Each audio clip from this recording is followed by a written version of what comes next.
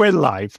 We are live. We are live. We are live. Good morning, everybody. Good morning. It is Friday, the 17th of April. A very good morning to you. And we are live with Caffeine and Campaigns. That is correct. Welcome back to Caffeine and Campaigns, the podcast that's not a podcast, but what is it, Chris? Oh, I don't know. At this point, it's probably a LinkedIn Live with caffeine opinions and probably a very loose relationship with restraint. Exactly. So every Friday, we take on one work topic, poke it with a stick, and see what falls out on the floor. Well, I guess that's usually strategy, a bit of nonsense, sometimes a bit of both. Absolutely. So for anyone new here, in fact, we're all pretty new here. We've only done We're one all new. episode. So welcome back. He is Chris Britton, founder of the multi-award-winning marketing agency KB, an award-winning marketer in his own right, and a man who can turn one innocent business question into a full commercial debrief before you've even had a sip of your flat white. Well, it's probably a better way to describe that, Marion. Let's just use the word thorough. I'm thorough. We'll stick with thorough. Jury's out on that one, darling. And she is Mary Hughes, KB's integrated marketing program manager, bodacious babe with a background across marketing, product, and customer experience, which means I spend a fair bit of my life asking, yes, but does that actually make sense to a real person? Which is probably why this works really well between the two of us. Exactly. I bring the questions and Chris brings the teeth. And there was me thinking you bring the tits. And at this week, we are talking about trust, but not Billy Joel's Matter of Trust, but rather trust signals. Yes, trust signals, or in plain English, all the little cues that make someone think, I am in the right place. This is the brand for me, rather than this is giving red flags, or even worse, giving Union Jacks on a lamppost. Oh, it's got political already. Oh, It's got political. We're 10 a.m. and we've got political. we're Don't live. read that, though, Mary. We are live. We're live. There we We're go. live So and tell us, constantly Mary, what are we talking over each talking other. about this week? Yeah, we are. We call that a development area. What's Yes, a development area for the okay. pair of us? Put that in my pip. Put it. Okay, and the title, finally, we're getting to it, guys, for this week's episode is People Trust People More Than Brands. Which they do. They Yes. actually do. They really do. So Nielsen found that 89% of the people trust recommendations from people they know. So before anyone gets defensive about their latest brand refresh, this is not anti-brand. It's just a reminder that for most businesses, trust gets carried by humans first. Absolutely. It really, really does. And we're going to expand on that in this podcast. Let's We explain sure it. will. Well, it's not really a podcast. What is it? A LinkedIn Live. The podcast that's not a podcast, but we will be expanding on it. We're live. And yes, before anybody jumps into the comments, some logos do obviously carry massive weight. Google, Yep. Apple, the giant household names, fine. But for most businesses watching this, your logo is not descending from the heavens doing all the heavy lifting. Lifting, not listing. Trust is built when real people show up, sound credible, and don't behave like professional bullshit artists. I think we've all met a few of those, haven't we, Chris, in our time? Absolutely. And I think that's the polite version as well. Right, exactly. So we have asked people registering for today's LinkedIn Live to send questions in advance because we are nothing if not organized chaos. So we're actually going to use them, aren't we? Absolutely. And just as a reminder, if you can think of questions while we're doing this, if you want to pop them in for this week's session, it's LinkedIn Live at kb.co.uk. That's LinkedIn Live at kb.co.uk, which you can see on your screens now.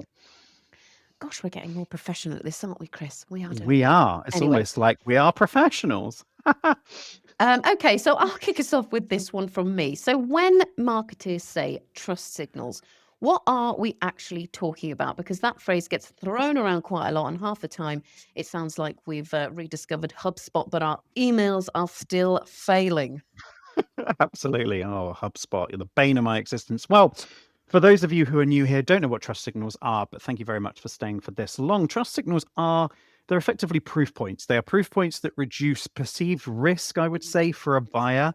They help show that you've got competence as a business. So credibility, consistency, and they are, I would say, something that whether you're a new business or an established business, they are really, really important when you're trying to win new clients, when you're trying to show someone, yeah, you can trust in me. I know my shit. I know what I'm talking about. And I would say the strongest trust signals are experienced across most touch points. So it's not just how do we get to one specific thing and just make that really, really credible. It's multiple touch points.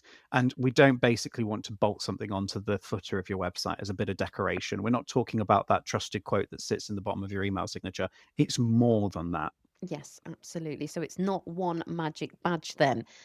It's the cumin, that's a spice, not a word. It's the cumulative Cumulative. effect of lots of little things quietly saying, yes, this business knows its shit, which already feels more useful than just slapping awards in the footer and praying to the gods above. Okay, enough Absolutely. enough with my question. Let's take Tom's question next. Tom Good Larkin morning, Tom. asks, thank you, Tom. If people trust people more, then does that mean every founder now needs to become a LinkedIn personality? Great question, Tom.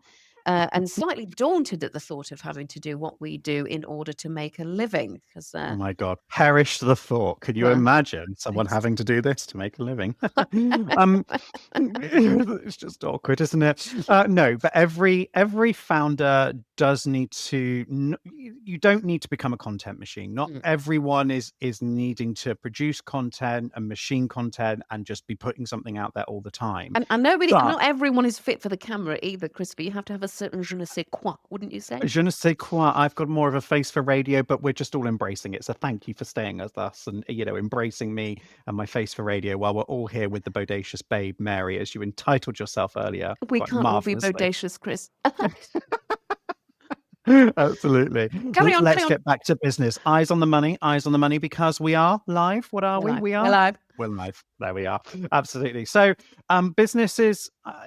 Businesses don't need to be visible all the time as business brands. What we do need to be visible at it as is humans. We need to be Mhm. seen as a person that's behind the brand. And that could be something really, really simple, like starting to put a face to a name. So you go to a lot of websites, and I find it absolutely infuriating when you go to a website, there's no address, there's no email address. The only way you can contact them is through live chat. There's no telephone Hate number that. because they're a modern, forward thinking business. And you're thinking, you've not got an address, you've not got a telephone number. I'm not feeling really confident here. And also, I can't remember the exact stat off the top of my head, but it is high. I think it's like 72, 78, something along that region in the 70s, in the ilk of the 70s, percent of people will, before they make an inquiry, go to the About Us page or Meet the Team page just to make sure that there is that element of trust, that they look like litigious, I was going to say, like a legitimate business, to make sure that they do look legitimate before they do make that inquiry. So visibility, I think, works when it's useful, consistent, credible, but not necessarily loud and performative for the sake of it. So I think you and I should take a note there, Mary. Okay, let me get my pen. Oh, I've lost it. Good. Good, because half of LinkedIn already feels like a bit of a school assembly rung with people full of ring lights in the background. Although I would actually Absolutely. like a ring note, so you can add that to my Amazon wish list if you like there, Chris. Absolutely. I'll get it on your Amazon wish list, of course. Anything for you, Mary. Thank you. We talk about divas and personalities, and here we are. And personality highs, but we won't go into that yet. It's not my review. Also, anyway, back to the actual podcast. Is it a podcast? We don't know. Edelman's 2026 Trust Barometer, or Barometer, if you're American, Barometer. puts their trust in their employer at 78%, ahead of the Okay. trust that outsiders have in their business's brand. So at 64%, which tells me, you, and those watching that the closer and more human the relationship feels, the more believable the business becomes. Um, That's so interesting. I it's didn't even realize it was that high. Yeah. It's a Well, big difference. exactly. And Tim Mercer has sent in, just as a segue here, can smaller businesses actually have an advantage here, or will people always trust the bigger Mm. logo? Now, I love this one because a lot of smaller businesses assume that they're already losing just by being smaller. Yeah, do you know what? This is really interesting because a lot of people who do come to us as well, the first thing they will say is, how do I make myself look bigger? Can I do Mm, this to make myself look bigger? I don't want to look like a one man band. Actually, That does play. Sometimes people are looking for that smaller business because they prefer that approach. They want to be buying from a business that's smaller. So it doesn't always play to your detriment. So Yeah, I think smaller businesses can absolutely outtrust bigger competitors 100%.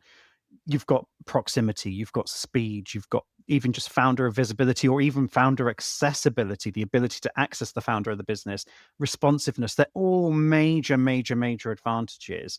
I think what's really important is, a clear niche, positioning, real proof. It's often going to be a generic brand that's been polished and looks really good and on screen. And when they look at their website, it looks really good. But actually, being accessible is really what's going to put you ahead of the competitors. exactly. So if you are a smaller business, the move is not pretending to be bigger than you are. We never want to do that, Absolutely. do we? It happens a lot. It happens so, so much, and we see this happen all the time. And I do say to people and try and reaffirm and say, actually, it's okay to be a small business because everyone does start out as a small business in life. Not every business literally accelerates either at the speed of, like unicorns do in that sense. Unicorn businesses that really do accelerate really, really quickly. And as they say, from acorns grow oak trees. So we do need to start small in life. Yeah, we love you, small business. We see you. Okay, so is being more human, more specific, and much easier to believe, which quite frankly is refreshing in a world full of businesses describing themselves as innovative solution providers, which means absolutely nothing. Um, Absolutely, it does. so moving on to our next question from Priya Shah. Shah, I think that I is think how you that's pronounce your Priya name. even, maybe Priya. Priya. Try Priya. Try Right. Priya. You're really butchering this one, Mary, aren't you? Sorry, darling.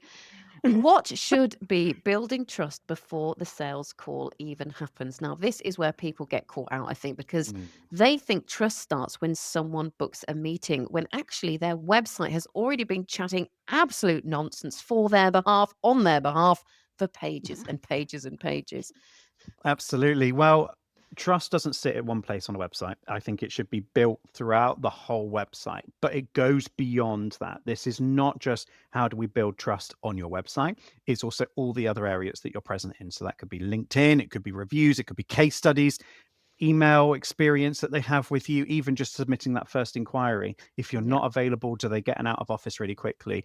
But the thing that's really important here is not just about how do we build trust with people. We Mm, also need to build trust for the likes of Google, for Bing, for other search engines, for large language models, which in yeah. layman's terms means for AI models. How do we build trust so that they know to reference you, to put you further up on Google, to make sure that you're cited and referenced as one of those individuals within AI that is someone that a business that they should be referencing.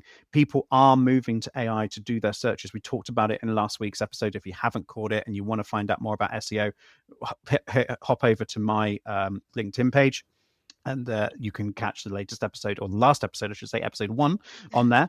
That was the worst plug ever, but we're going to roll with it. We're going to roll with it. Well, I. We're live because we're live. We're going to roll with it. We've got no margin for error. But buyers do look for consistency, I would say, between messages, people, and proof. And that is what is really, really important. So buyers look for consistency.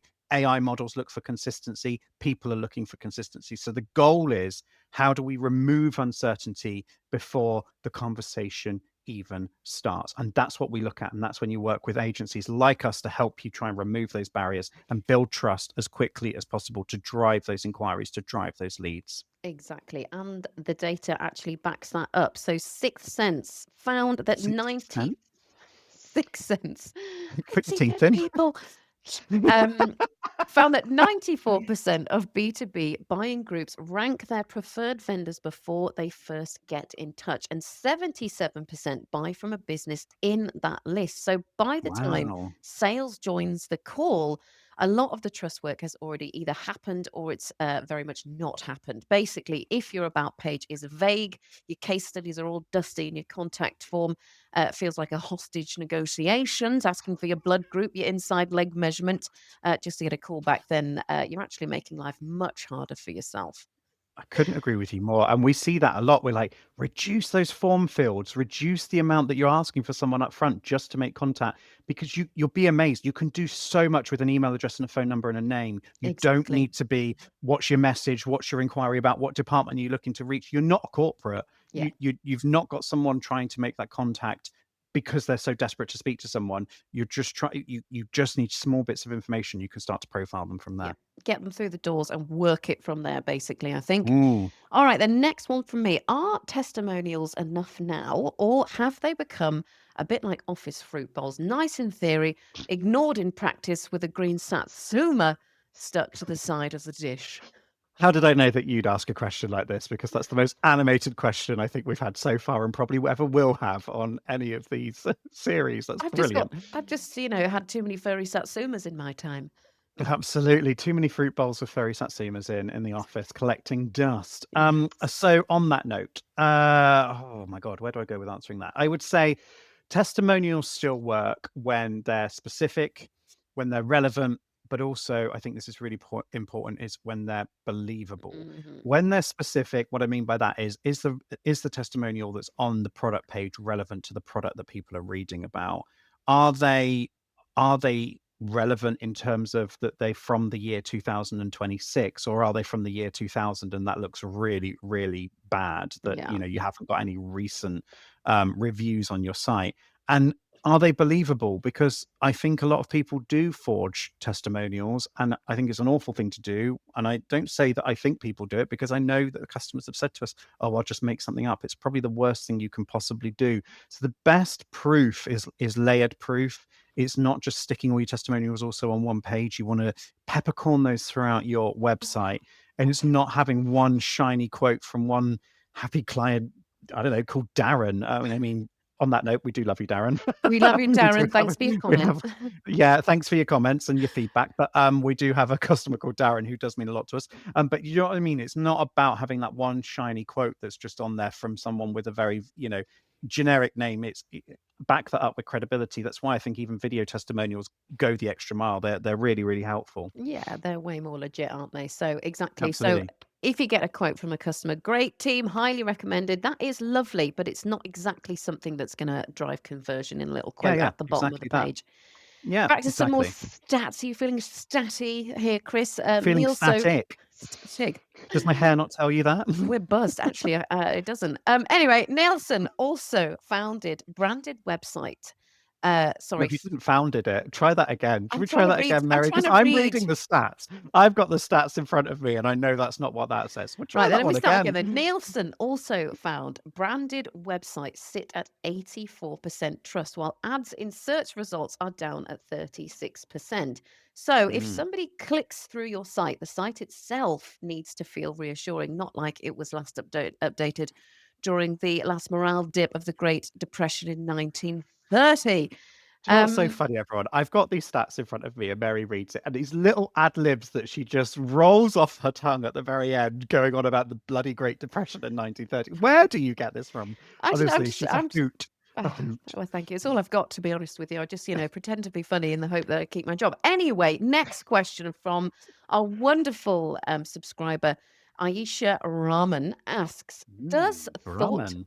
does thought leadership genuinely build trust, or is it just marketeers writing essays and calling it influence? Aisha, that Mm. is beautifully aggressive. Thank you. See what I mean? These little ad libs at the end, they're just Felt fabulous. slightly aggressive. Well, fair enough. As a It's a good marketeer, I'm question. constantly writing essays. So, anyway, sorry, Absolutely. I'm talking over you Good, now. good. I would say good thought leadership. It builds trust, I would say, Mm, because what does it do? It builds trust because it shows how you think, not just what you sell.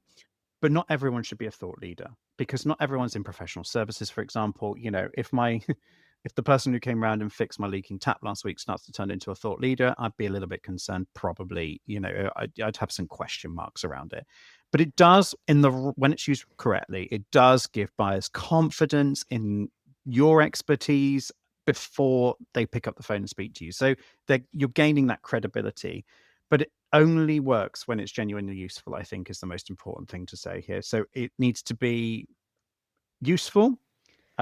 Yeah. opinionated, and I would say probably very human as you possibly can. You don't want recycled fluff that's just put into Times New Roman serious font, No, we don't like really. it at Times New Roman. Too serious, far too serious.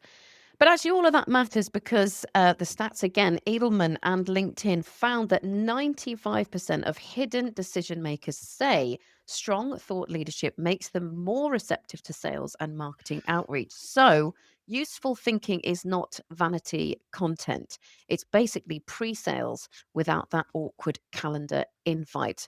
Mm, Um, absolutely. want to muse on there, I think, for people because it is tempting, isn't it, to just churn it out. Anyway, Mm. Lewis Grant has sent in, can businesses fake trust signals for a while? Strong question, I think, Lewis, because some companies do look really polished while setting off every internal alarm bell. Wouldn't you say, Chris? Absolutely. Yeah, you can be polished as hell, but it is surface level is not what's under the deep grain, and that's what we've got to look at here. So I'd say surface level polish, it does buy attention, but Mm, it cannot hold long-term trust on its own.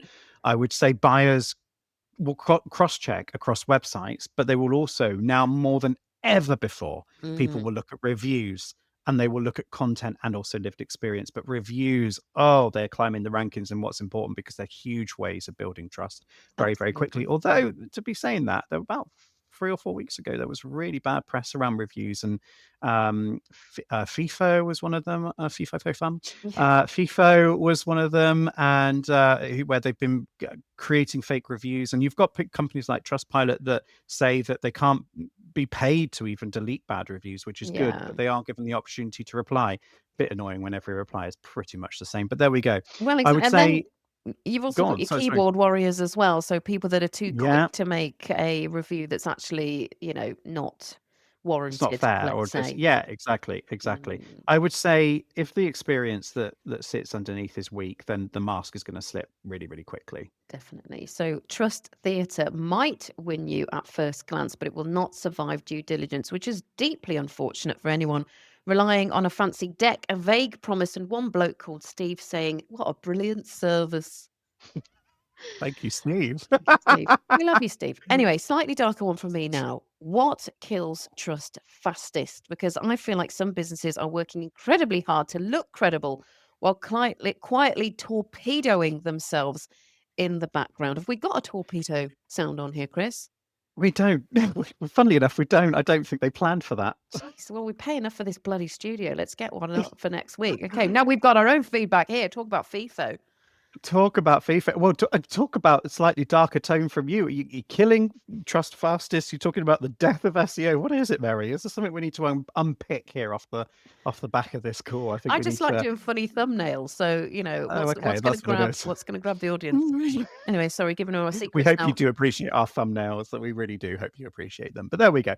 Over promising, I would say, and under delivering. Those are the two things that destroy trust quickly, and that's when you're before you even make the sale. Once you've made the sale, it's can you deliver on time in full? And I think that's really, really important point to make. I would say also inconsistency between marketing and sales and delivery. It's going to create doubt. It's going to uh, really drive uncertainty and cause concern, I would say, and you lose that trust very, very quickly. But Mm, also silence, I would say, or evasiveness when problems happen, it makes recovery much harder. So when something does go wrong, it's owning it and how to recover from that specific situation so that you are able to keep the trust that's already you've tried to establish, so that going back to your earlier point, Mary, about keyboard warriors, you don't have that mhm. situation where someone's just slamming you online because they've not been able to get hold of you, or there's been a lot of silence. Yeah, exactly.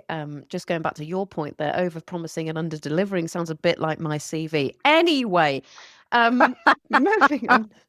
Nothing says trust it. Oh God, that was risky. That was risky. I'm only a month in. Very Um, risky. Nothing says trusting partner quite like promising the moon and then disappearing the second someone asks a fair question or asks you to be accountable for something that you've done. It is really amazing how many businesses spend thousands making themselves look polished and then lose the lot by being vague or slow or, having buffering chatbots when really there's an issue that needs to be sorted. Anyway, Yeah. final main question, and this is one from Zoe Barton. If you had 30 days and a sensible budget, where would you start if trust is a goal? So, sensible budget, Chris. So, no answer that involves a film crew or flying 25,000 miles to the dark side of the moon and back just to take a picture on a iPhone 17 Max Pro Max. At the moment. Well, I mean, talk about a great bit of marketing. If Wow. you haven't seen the news, that one of the photos that was taken and sent back was taken on an iPhone 17 Pro Max, which I find just mind blowing that they even revealed that. And what great marketing for Apple! I mean, way to build your trust in a brand. Wow, I know. Absolutely, I'd probably forget my absolutely. charger though, so we wouldn't. Thank God you've not gone to the moon, then, Mary. That's all I can say on that. Thank you. Absolutely. Well, I would say audit your current touch points and what the trust signals look like at those touch points, and you need to fix the obvious gaps first. So Yes. taking a look at how people are contacting you, why the channels that they are contacting you through, and making sure that you've got trust signals in those areas. But I would also say to put real people first and real proof out there that enables you to have real clarity front and center. I think that's going to be really important at helping you build those trust points and build the opportunity to convert. And I would also assess, once someone's established the confidence to contact you through the trust signals that you've got, have a look at your follow-up process. Are there areas for improvement? Does the delivery and also the responsiveness around delivery look good? Trust is built operationally, I would say, as much as it is also marketed. Yeah. So it's all very well looking at the start of the journey and someone initially contacting you, but taking a full 360-degree view at the whole process and making sure that it's followed through right the way through to the end. Exactly. I was just about to say that the follow through, it's all about that. That's how you're really going to build trust with your partners and clients. So Mm. the answer then is not new logo, fresh palette, and hope for the best.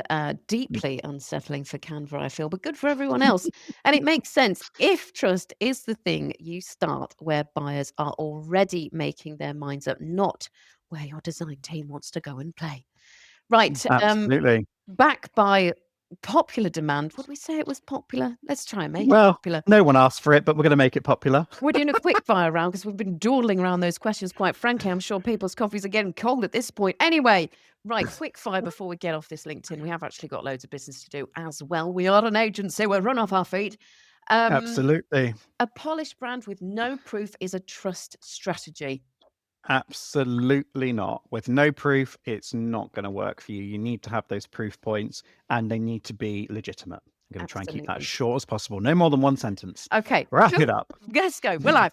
Posting every day automatically makes you trustworthy. Absolutely not. And make sure that what you are posting when you do post is not AI generated page content. That's my top tip Yeah. for you there. Good, good, good. Fast replies, clear expectations, and doing what Hmm. you said you would do count as marketing. Yes, it would count as marketing because it, it all boils down to the ultimate goal of improving the customer experience. Absolutely, I would say. Amazing. And can a smaller business out trust a large competitor? Absolutely, all day long. We see it happen quite often. We've managed to outbid much bigger agencies because of what we're able to deliver, and using real bona fide stats really helps us win that. So that's real life experience from us and what we see Amazing. Thank all you. day long. All day long. Is thought leader a phrase people should use about themselves? Preferably not. Yeah, it's a bit We'll just embarrassing, keep it really. as short and Bit simple as embarrassing. that. Moving on. Is trust built? This is a pretty simple one, I would say. See if our audience can answer this one. Is trust built in one campaign? No, who the bloody hell comes up with these these short fire questions? Mary, I'm looking at you here. No, it's not built in one campaign. I would say it's built in what word should I, it's built in patterns. It's built in patterns across a multitude of different avenues and angles. Couldn't agree more. The more the merrier. But the quality, it's all about quality as well. All right, then, final Absolutely. answer. People trust people more than logos. Yep, absolutely. I would say strong brands matter, But the trust is usually carried by people, real faces. I said about putting a face to a name, Mhm. clear thinking, proof, consistency, and delivery. The brand, the logo, it may get you noticed, but people decide whether you are believable. That's the important point. Absolutely. So the logo opens the door, but humans make the sale just a bit less weird, wouldn't you say? Exactly. And that's Got the such an point, excellent really. way with words, Mary. I don't know what you mean. And that's the point, really. Trust is not one clever headline, one badge in the footer, or one painfully overproduced brand video. We've all seen a few of those in our time. I won't go into that. It is the feeling that these people know what they are doing and they will tell me the truth and probably will not vanish into the midst the second I sign the contract. Absolutely, absolutely. I Right. think we are way over on time, but do you know what? I've really enjoyed this episode, and I hope you have too. We've got quite a few people watching this, more than I expected. So thank Thanks, guys. you. We must be terribly engaging. It must be something. It must be something. Right, we're going to leave it there before Chris and I invented trust framework with quadrants, and I couldn't find that less appealing. So we'll just have to Too nip off, late. I think. Already in my head. Already in my head. Quadrants everywhere. Of Venn course it does. diagrams, quadrants. It's all happening. God. Anyway, viewers, if you have got thoughts on this, agree with us, disagree with us, or have seen businesses get this brilliantly right or hilariously wrong, drop it in the comments or send us a question for next week via LinkedIn Live at kb.uk. .co.uk. Try that again, Mary. Do you want to? Do you actually know our own email address? Link. Actually know our own email Are you address. gonna? I'll do it again. I'm doing it again. LinkedIn Live at kb.co.uk. That's better. That's better. And this is why we put it on the screen because we've got illiterate co-workers. Ooh. Right. And we will do the question draw again as well. So just as a reminder, one question will be picked at random and you will get a £25 Amazon gift card courtesy of Mary's paid packet.